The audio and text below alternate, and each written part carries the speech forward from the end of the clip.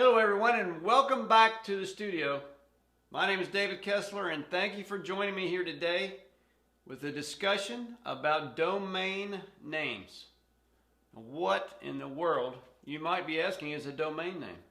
The domain name is simply your address on the World Wide Web. It's the address of your website on the World Wide Web. That's all it is. For instance, it's www.whateveryouradressis.com.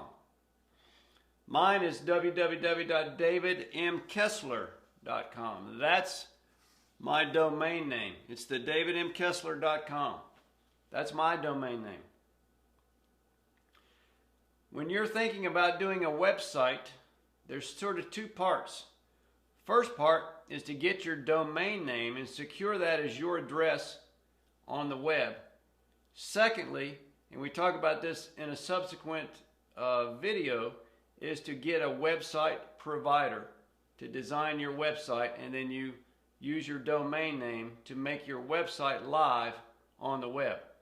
So you can't have a website without a domain name, because this is how you find your website. It's just like your street address. That's how somebody finds your house. This is the address for somebody to find you on the internet, right?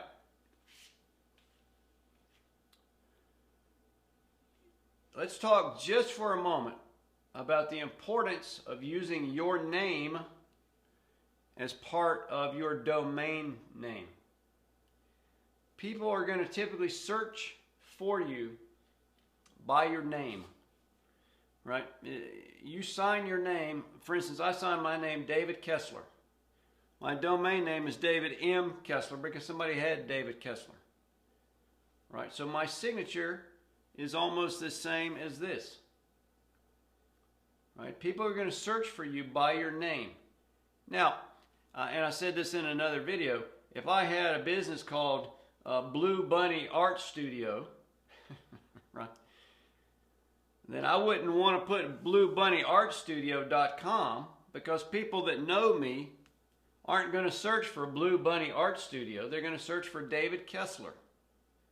Right, so essentially when you're doing your domain name, you want it to be your name or similar to how you sign your paintings. That way it's easy for somebody to find you. It would be difficult for somebody to find me if I had bluebunnyartstudio.com. My name was David Kessler. I signed my name David Kessler.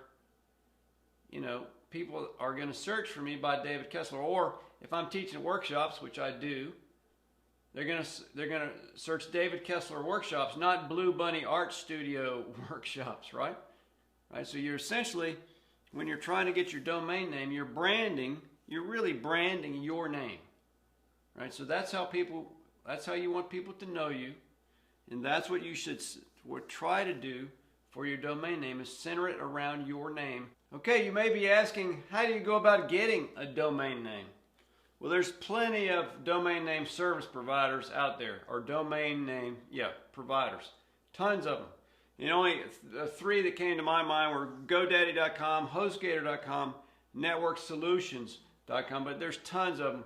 If you punch that into Mr. Google, you'll come up with tons of them. They're very inexpensive. I mean, it's typically $15 to $20 a year to purchase your domain name. And you own that domain name as long as you pay for it annually. You own it. All right? And sometimes you can even sign up on one of these. GoDaddy, I know you can sign up. The best deal is usually to have it for, 3 years or 4 years. So you pay up front, and it gets it down to like $10 a year. Right?